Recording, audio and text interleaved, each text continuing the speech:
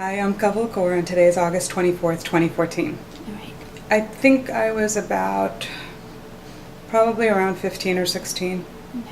I lived in Bayside, New York. It was actually, I don't remember everything very clearly, but I do remember the sense of outrage my parents had and my family had, and basically our entire social circle. We, as a community, were pretty tight. I think everybody was really shocked and outraged and sad.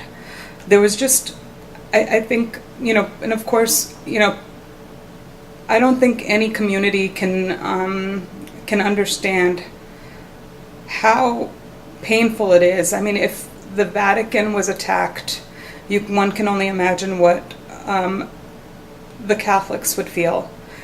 It's not something that I think any of us really envisioned. We always thought that Darbar Sahib was basically protected from this. I don't know that it's anything anybody could have predicted.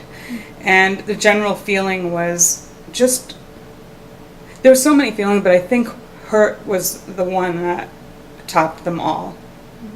I think the Sikhs were clearly looked at as a terrorist community now.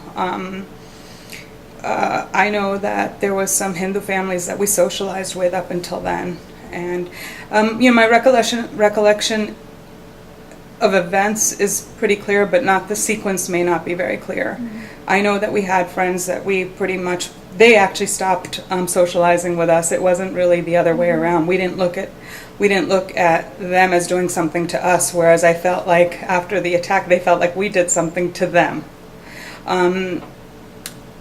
That was something we weren't prepared for. We thought we were going to get a sense of solidarity from them, I think.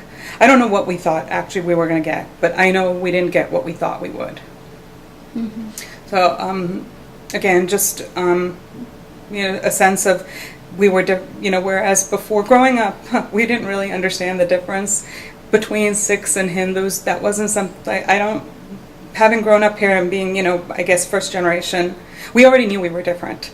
But I think we saw some sense of solidarity between the other Indians here, and this was a clear line of demarcation, whereas I think we stopped feeling it and they stopped feeling it. Yeah.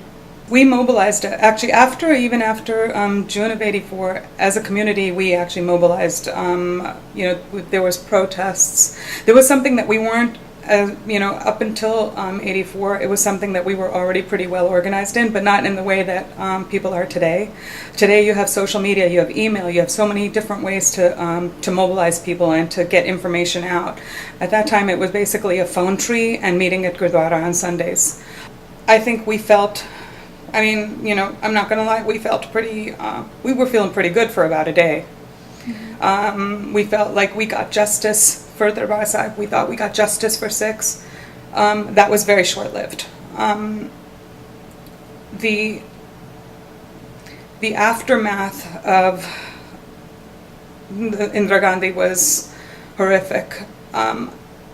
There was images, there were stories. The images didn't come till a little bit later, the pictures, because all media had been blocked, but slowly but surely pictures did start coming in. As we went to Gurdwara, there was pictures being passed around of just rows of bodies covered in white sheets. The images of the shoes, that were the unclaimed shoes, we all equated that with a person that could have been us. The one thing it did do was it brought us closer as a community. I think people felt, whether it be June or November, I think one thing it did was it really, for the younger generation, we finally understood what was happening. I think up until then, I think we pretty much had our parents' opinions as our own. After June and November, those opinions were not our parents anymore. They were our opinions. It was things that we had seen, we had heard, that we had talked about. It was almost, in some ways, you became an adult overnight because of everything going on around you. At the end, everything that happened was absolutely horrible, but I also know that I know a lot of Sikhs that actually really changed their lives around, and they really, you know, thought about what it was to be a Sikh, and that part was obviously, you know, the good part, but there was a lot of death that came before it. I have friends had told me stories of, you know, their relatives. I remember one friend telling me a story about her cousin being a little girl being burned in the street. You can't get those images out of your mind. So for us, again, a very mobilizing experience. Very sad, though. Mm-hmm. Yes, I remember the Flushing Gurdwara. Again, the timing is a little bit hazy to me, whether it was in June or in October. I think it was October. November. The Flushing Gurdwara was vandalized. I have a vague recollection of driving by it and feeling really sad that, you know, in some ways, when everything was happening in Amritsar, it seemed so far. We're in Punjab, for that matter, everything seemed really far away. But this happened in New York. And it's, you know, when you think of hate and it's far away, you're pretty insulated from it. You know, it might incense you to do something, but you still feel pretty safe and secure.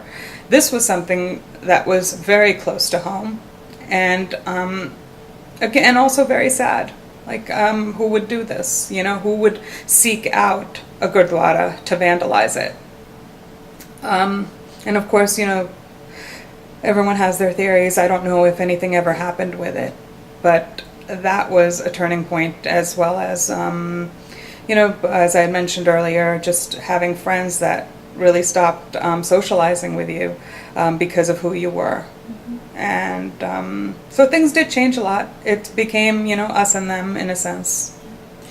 I've heard some stories, really, I know that my Tayaji was in Jagadri, and he was in the army, and I know that he was protecting the family home there, that he was there, and there was mobs collecting, and that's, you know, outside of Delhi, obviously, and outside of Amritsar. So I had heard that was happening, and we really, from that perspective, we weren't getting information really in real time at that time. We would hear information days afterwards. So again, recollection is a little bit hazy, but I do know that it happened. Yeah.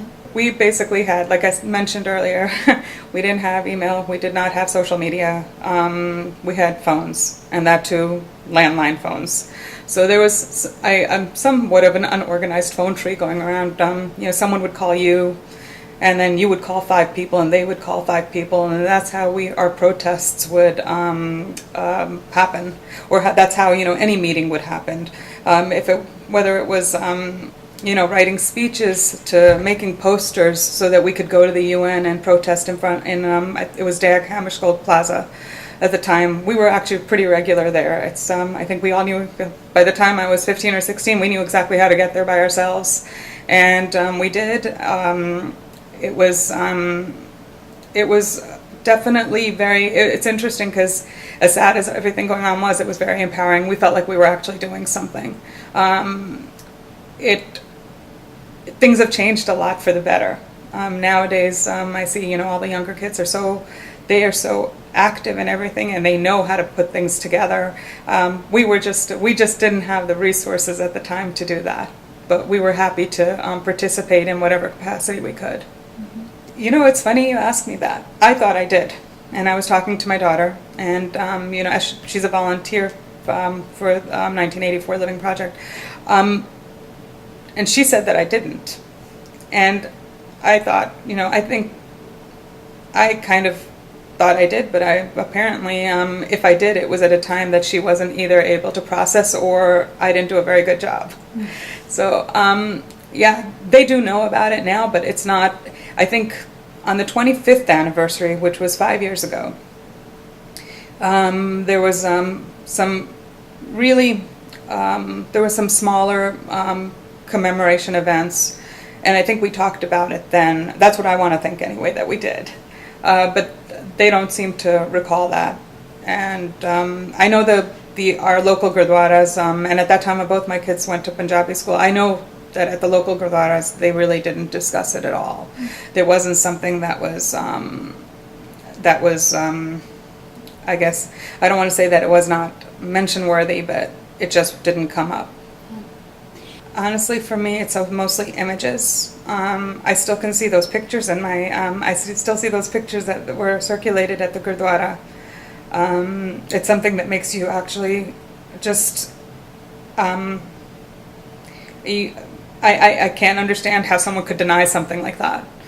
How the number, just the sheer number of death, how one could just, I talk to people today, they still deny that it happened. I still have those pictures. It's just, it makes you feel really hurt. I think what has to come from this is we have to remember to be engaged with where we all came from. We are so far from it. I mean, in terms of now, where it doesn't, actually when you say that it's 30 years, it's like, really? I can't believe it's been that long. But we're not actually far from where that happened. We could be right back there tomorrow. Nothing has changed that much. We're not safer. We're not, the only thing we have going for us right now that we really need to be able to use is social media. I think that we need to learn, what happened in the past. We need to learn, we have to keep it current in that the problem hasn't been solved. Most of all, it's about remembering, who you are and where you came from and as a Sikh, what you can do to change it.